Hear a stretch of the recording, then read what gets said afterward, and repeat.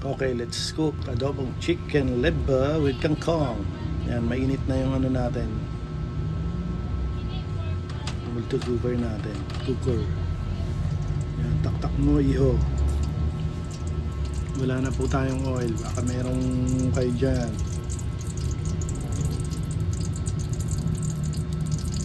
Coconut oil yung ginagamit natin lagi.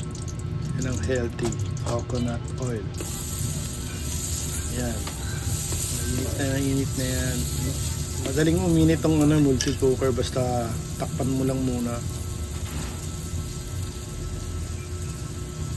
Tsaka wag mo babaguhin yung temperature para mas mabilis magluto. Yan, onion.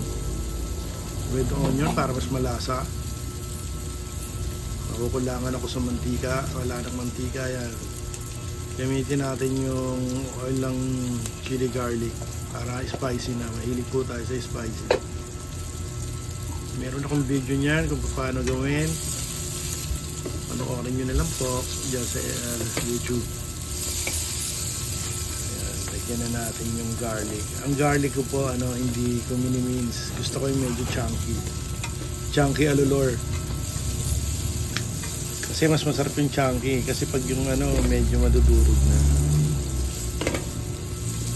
Sa akin lang yan, pero pwede nyo naman i-mince kung gusto nyo. Yan, lalagay na natin yung chicken liver.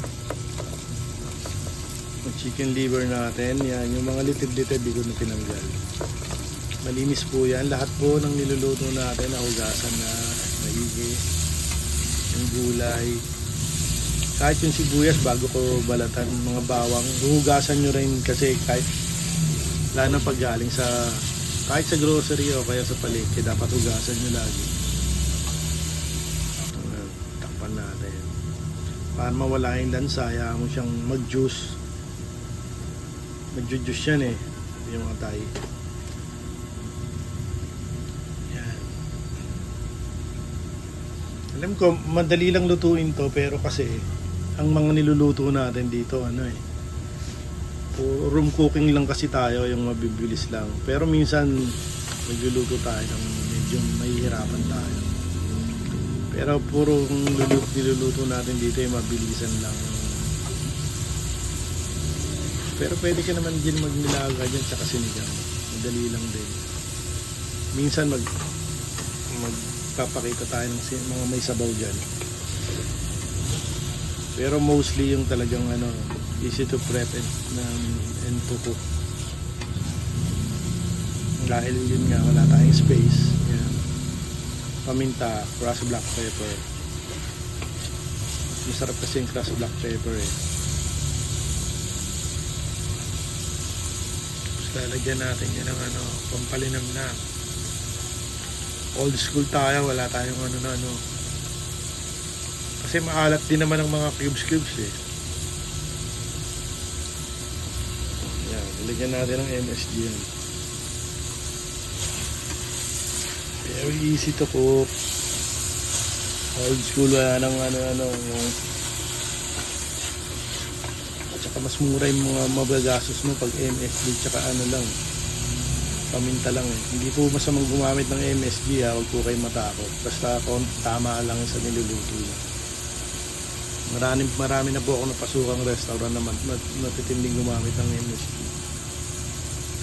Wala naman nangyayari, hindi naman nakakalason. Yan, light soy sauce lang ginagamit natin.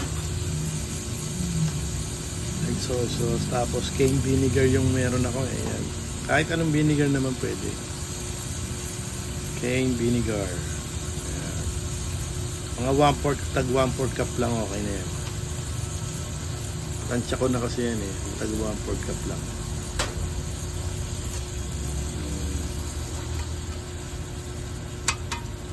Yan, haluin ng konti. Huwag mo daw haluin, baka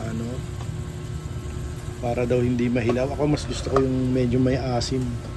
Okay lang sa akin mahilaw yung Masarap yung adobo kasi merong merong asim. Balance ng asim tsaka yung alat. Yung iba may mga pamahiin na wag daw haluin. Okay.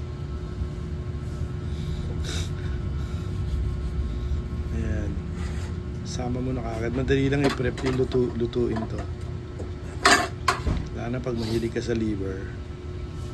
Masustansya rin ng liver sa ating katawan. Lalo na yung chicken, madali lang lutuin ng chicken. Pork din masarap. Yan, inalo na kagad natin yung kangkong mismo.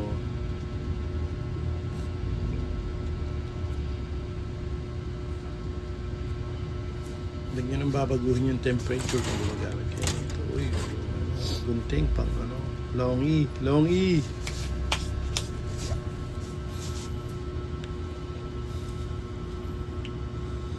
Ayan. Room cooking lang tayo kaya medyo dapat hindi na komplikado yung prep mo. Tsaka yung medyo madadali lang para alam mo na may exhaust lang din ako dyan ng konti. Lalo na pag yan ay nahihirap na naman ng mga tao dahil sa gera. Sana matapos na po yung gera, pagdasal natin dahil maapektuhan po buong mundo. Yan, madali lang naman yan.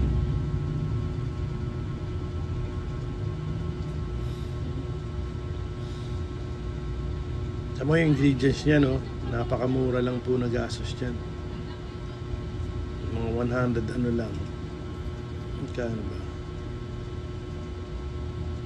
Mga 110 na gastos ko. Kasi mahal din dito sa Talipapa. Kung bibili ka sa Talipapa, mahal kesa dun sa tunay na palengke.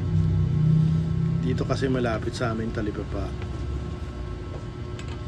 Medyo mas mahal. Ayun na.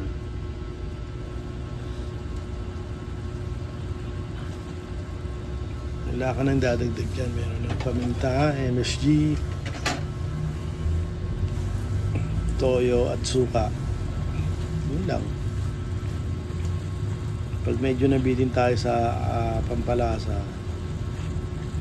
lalagyan natin ng seasoning. Last timpla. Para medyo malinamnam.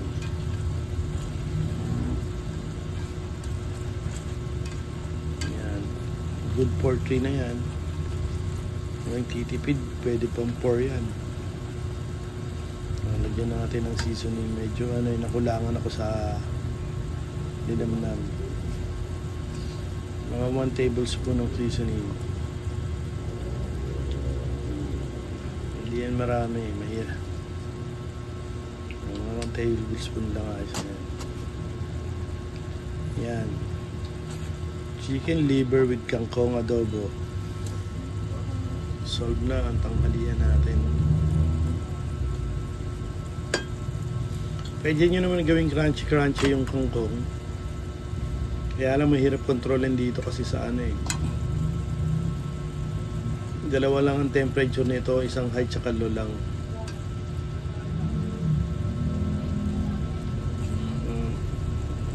Sa akin okay lang kasi sa akin medyo mag-overcook yung kangkong. Hi, thank you for watching.